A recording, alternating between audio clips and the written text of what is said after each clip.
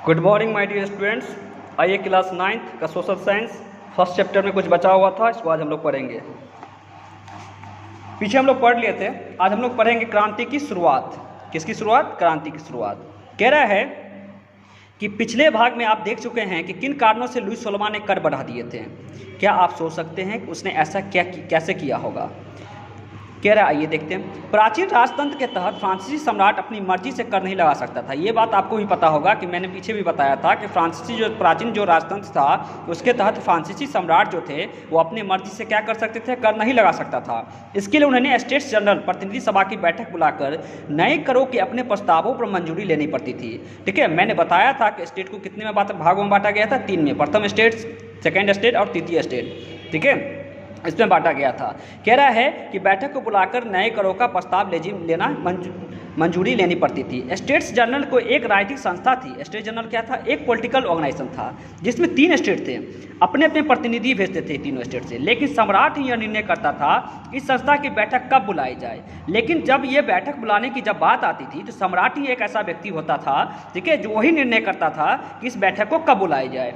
इसकी अंतिम बैठक जो है सन 1614 इसमें बुलाई गई थी। सबसे जो अंतिम बैठक हुई थी, लास्ट जो बैठक हुई थी, वो 1614 ईस्वी में क्या हुई थी? इसको बुलाई गई थी। कह रहे फ्रांसीसी सम्राट लुईस सोलोमान ने 5 मई 1719 को नए करों के प्रस्ताव में अनुमोदन के लिए एक स्टेट्स जनरल की बैठक बुलाई थी। अब जब नए कर की बात आई तो नए कर के लिए क्या किया गया?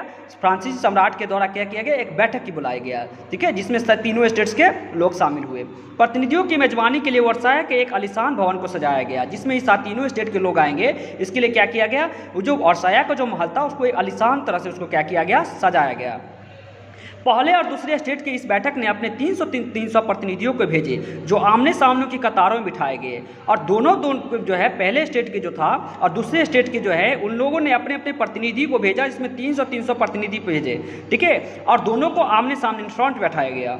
ठीक है, तीसरे स्टेट के 600 प्रतिनिधि, लेकिन तीसरे स्टेट का जो प्रतिनिधि आया इसमें 600 आए, उनके पीछे खड़े किए गए। इस तीनों जो है फर्स्ट और सेकेंड दोनों को आमने सामने बैठाया गया, और जो थर्ड स्टेट के आए उसको कहाँ बैठाया गया? उसको पीछे खड़ा कर दिया गया।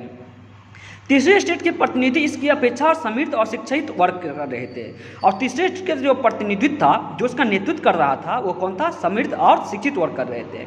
किसानों, औरतों और कारीगरों की सभा में प्रवेश वर्जित था। ये सभा में किसान हो या कारीगर हो, ठीक है, ये या औरत हो, ये सभा में नहीं आ सकता था। ऐसा निर्णय लिया गया था पहले से ही। फिर भी लगभग 40,000 पत्रों के माध्यम से उनकी शिकायतों एवं मांगों की सूची बनाई गई। अब जो लोग उनके पास इतनी ज़्यादा शिकायत थी, उसको क्या किया गया कि कितने लोग बोलेंगे, तो उसके लिए क्या किया गया? एक पेपर पर लिख के सब अपने अपना जो है कागजों के माध्यम से उसको दिया गया, जिसे प्रतिनिधि अपने साथ लेकर आए थे। सारे के सारे प्रतिनिधि अपने साथ ये समस्याओं को लेकर आए थे। स्टेट्स जनरल के नियमों के अनुसार प्रत्येक वर्ग को एक मत देने का अधिकार था। स्टेट्स जनरल ने प्रत्येक वर्ग के लोगों को क्या किया गया था? एक मत देने का अधिकार दिया था। इस बार भी लुईस सोलोमान इसी प्रथा का पालन करने के लिए दृढ़ प्रतीक था, और लुईस सोलोमान पहले से भी तैयार था कि इस तरह का जो नियम बनाया गया है उसको मैं पालन करूंगा। परंतु तीसरे वर्ग के प्रतिनिधियों ने मांग रखी कि आपकी बार पूरी सभा द्वारा मतदान कराया जाना चाहिए, लेकिन उन्होंने ये रखा कि अब की बार जो हो उसमें जो है पूरे जो है लोगों के द्वारा क्या किया जाए? मतदान करवाया जाए, ठीक है, सभी को वोट देने का अधिकार मिले, जिसमें प्रत्येक सदस्य को एक मत देने का अधिकार होगा। यह लोकतांत्रिक सिद्धांत था, जिसे मिसाल के तौर पर रूसो ने अपनी पुस्तक the social contract of the प्रस्तुत किया था। रूसो के द्वारा यह पुस्तक लिखा गया था। जब सम्राट ने इस प्रस्ताव को अस्वीकार कर दिया तो तीसरे स्टेट के प्रतिनिधि विरोध जताते हुए सभा से बाहर चले गए। सम्राट ने ये निर्णय को क्या कर दिया? अस्वीकार कर दिया। अब सम्राट ने जैसे ही इस निर्णय को अस्वीकार किया तो सारे के सारे जो थर्ड स्टेट के जो लोग थे बाहर चले गए, सबके सब, ठीक है, किसके? इसके सम्राट के विरोध में। तीसरे स्टेट के प्रतिनिधि खुद को संपूर्ण फ्रांसीसी राष्ट्र का प्रवक्ता मानते थे, और तीसरे स्टेट के लोग ये समझते थे कि मैं ही फ्रांसीसी सम्राट का क्या हूँ? एक अच्छा स्पीकर हूँ, ठीक है, मतलब प्रवक्ता हूँ। 20 जून को ये प्रतिनिधि वर्साय के इंडोर टेनिस कोर्ट में जमा हुए। ये सारे के सारे लोग जो है इंडोर टेनिस कोर्ट में क्या हुए? जमा हुए। उन्होंने अपने आप को नेशनल असेंबली घोषित कर दिया, और अपने आप को इस सभा में जमा करके इन्होंने खुद ही क्या किया? अपने आप को नेशनल असेंबली घोषित कर दिया, और शपथ ली कि जब तक सम्राट की शक्तियों को कम करने का संविधान तैयार नहीं किया जाएगा तब तक असेंबली को भंग नहीं होगी। तब तक क्या किया गया? तब तक असेंबली क्या होगी? भंग नहीं होगी।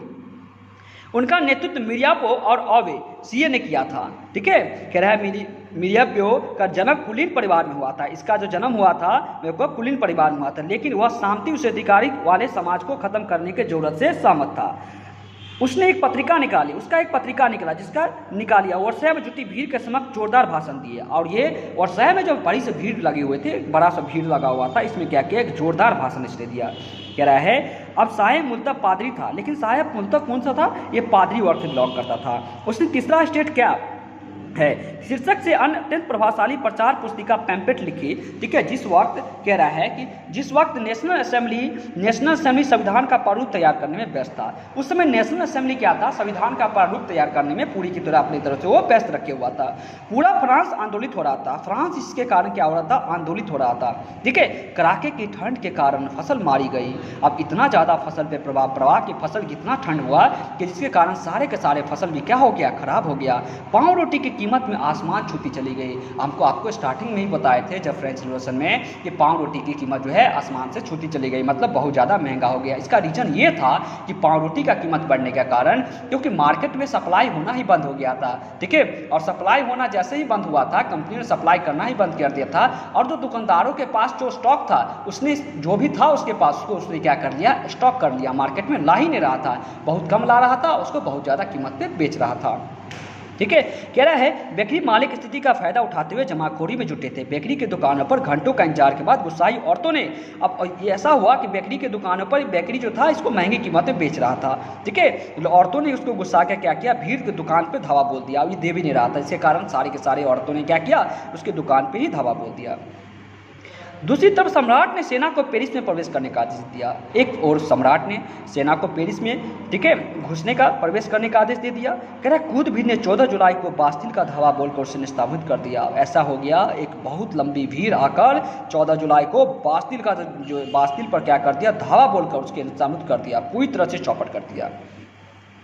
कह रहा देहाती इलाकों में गांव-गांव यह अफवाह फैल गई कि जागीरों के मालिकों के पने भाड़े पर लटे थे और गिरोह बुला लिए हैं। अब झूठा अफवाह, ऐसा अफवाह फैलाया गया, ठीक है, किसी तरह ऐसा अफवाह फैलाया गया कि जो मालिक हैं भूमि को, उन्होंने क्या किया है, ठीक है, कि लाठी और डंडे वाले को बुलाया गया है मान करने के लिए। ठीक है, गिरोह बुला लिए हैं जो क्या कह रहे हैं, पकी फसलों को तबाह करने पर निकल पड़े हैं। इनका जो है मोटिव क्या था, जो फसल तैयार है उसको क्या करना, खराब कर देना।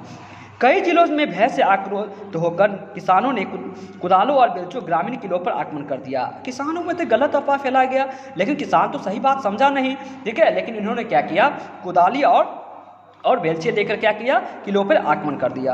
और उन्होंने अन्न भंडारों पर लूट लिया, सारे के सारे अन्न भंडार को क्या किया, उसने लूट लिया। लगान संबंधी दस्तावेज को जलाकर राख कर दिया। और जो लगान संबंधी दस्तावेज जो बना था, जो कागज था जिस पे बना हुआ था, उसको भी उसने क्या किया, जलाकर राख कर दिया।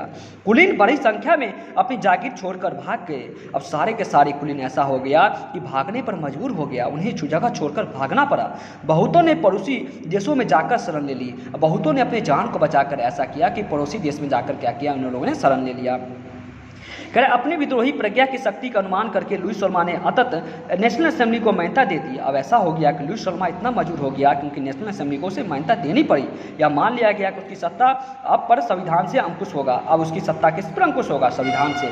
4 अगस्त 1789 की रात को असेंबली ने करो कर्तव्यों और बंदों वाली शांति व्यवस्था को उन्मूलन का कह रहा है आदेश पारित कर दिया गया। इस सारे आदेश को क्या किया गया, पारित कर दिया गया। कह रहा है पादरी वर्ग के लोगों को भी अपने विशेषाधिकारों को छोड़ देने के लिए विवश किया गया। पादरी वर्ग जो था, वो जो अलग से जो टैक्स लेता था, उनको भी अपनी जो अधिकार मिला था सारे को छोड़ने पर मजबूर किया गया। धार्मिक कर समाप्त कर दिया गया और चर्च के स्वामित्व वाली भूमि जब्त कर ली गई। चर्च जो जमीन जो लेता था, लैंड, उसको भी क्या किया गया, जब्त कर लिया गया। कह रहे इस प्रकार कम से कम जो है 2 अरब लिरवे की संपत्ति सरकार के हाथ में आ गई। अब जैसे ही ऐसा स्थिति हो गया, सरकार के हाथ में 2 अरब लिरवे की संपत्ति सरकार के हाथ में आ गई। अब आइए देखते हैं, फ्रांस संवैधानिक राष्ट्रतंत्र बन गया। अब ऐसा हो गया कि संविधान क्या हो गया, फ्रांस पूरी तरह से एक संवैधानिक, एक डेमोक्रेसी कंट्री बन गया। कह रहा है नेशनल असेंबली ने सन 1791 को असेंबली कह रहा है संविधान का प्रारूप पूरी कर लिया। संविधान का प्रारूप क्या हो गया, पूरी तरह से बनकर तैयार हो गया। इसका मुख्य उद्देश्य था सम्राट की शक्तियों को सीमित करना, एक व्यक्ति के हाथ में केंद्रीकृत होने के बजाय अब इन शक्तियों को विभिन्न संस्थाओं, विधायिका, कार्यपालिका और न्यायपालिका, इन तीनों में क्या किया गया, विभाजित कर दिया गया। ठीक है, अविभाजित और हस्तांतरित कर दिया गया। इस प्रकार फ्रांस में संवैधानिक राजतंत्र की नींव पड़ी। इसी तरह फ्रांस में क्या हो गया, एक डेमोक्रेसी कंट्री संवैधानिक की नींव पड़ी। ठीक है, कह रहा है चित्र 7 में देखिए, न्यायपालिका, कार्यपालिका और विधायिका। न्यायपालिका के अंतर्गत न्यायाधीश आता है और वोटर आता है जो वोट देते हैं। कार्यपालिका के अंतर्गत सम्राट आता है, सम्राट के नियंत्रण में विधायिका, ठीक है, नेशनल असेंबली, ठीक है, ये सब आता है। इसके बाद निर्वाचन आयोग ये आता है, ठीक है, और कार्यपालिका में सम्राट और मंत्री 2। अब आइए सन 1791 संविधान ने कानून बनाने का अधिकार नेशनल असेंबली को सौंप दिया। अब संविधान ऐसा हो गया कि संविधान ने कानून बनाने का अधिकार किसको सौंप दिया, नेशनल असेंबली को सौंप दिया। नेशनल असेंबली अप्रत्यक्ष रूप से चुनी जाती थी। नेशनल असेंबली क्या होता था, अप्रत्यक्ष। अप्रत्यक्ष का मतलब ये होता है जिसमें क्या हो, लोगों को वोट देने का अधिकार हो, लोगों के राय से चुना जाए, ठीक है। और डायरेक्ट का मतलब क्या है, जिसमें कुछ लोगों का अधिकार हो, जिसमें लोगों को नहीं पूछा जाए, ठीक है। इस तरह अप्रत्यक्ष रूप से क्या हुआ, चुनी जाती थी। सर्वप्रथम नागरिक एक निर्वाचन समूह का चुनाव करते थे, ठीक है। नागरिक क्या करता था, एक निर्वाचन समूह का चुनाव करते थे जो पुनः असेंबली के सदस्यों को चुनते थे। सभी नागरिकों को मतदान देने का अधिकार नहीं था। उसमें क्या था, सभी लोगों को मत देने का अधिकार नहीं था। 25 वर्ष से अधिक उम्र वाले केवल ऐसे पुरुषों को ही सक्रिय नागरिक जिन्हें मत देने का अधिकार था दर्जा दिया गया। अब जो 25 वर्ष से ऊंचे वाले थे, 25 वर्ष से ज़्यादा उम्र के लोग थे, उन्हें ही क्या किया गया, वोट देने का अधिकार दिया गया। जो कम से कम 3 दिन की मजदूरी के बराबर कर चुकाते थे। शेष जो लोग कर देते थे उन्हीं को वोट देने का अधिकार दिया गया। जो लोग कर नहीं देते थे और जिसकी उम्र 25 वर्ष होती थी उन्हीं को दिया जाता था, और जो इससे कम होते थे या जो कर नहीं देते थे उसे वोट देने का अधिकार नहीं दिया जाता था। इसीलिए कहा है गिने चुने लोगों को ही वोट देने का अधिकार दिया जाता था। पुरुष और महिलाओं निष्क्रिय नागरिक के रूप में जाना जाता, वर्गीकृत किया गया था। निर्वाचन की योग्यता प्राप्त करने तथा असेंबली के सदस्यों को होने के लिए लोगों को करदाताओं की उच्चतम श्रेणी में होना पर जरूरी था।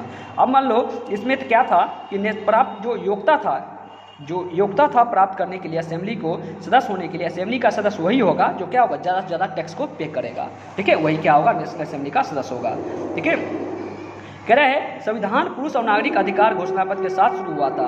कह रहा है वन अधिकार, व्यक्ति स्वतंत्रता, अधिकार कानूनी, अधिकार के अरणीय अधिकार के रूप में किया गया था। अधिकार प्रत्येक व्यक्ति को जन्म प्राप्त था, ठीक है। इन अधिकारों को छीना नहीं जा सकता था। राज्य का यह कर्तव्य माना गया कि प्रत्येक नागरिक को क्या दिया गया, नैसर्गिक अधिकार की रक्षा करे। प्रत्येक नागरिक को जो अधिकार दिया गया तो इसकी रक्षा करने का अधिकार किसे था, संविधान को, ठीक है। आज इतना ही रन दीजिए। That's all thank you for day. Next day फिर हम लोग पढ़ेंगे, लंबा चैप्टर है, ठीक है। नेक्स्ट डे हम लोग फ्रांस में उन्मूलन और गणतंत्र की स्थापना के साथ पढ़ेंगे। That's all thank you for day. अगर समझ में नहीं आए तो कमेंट करना।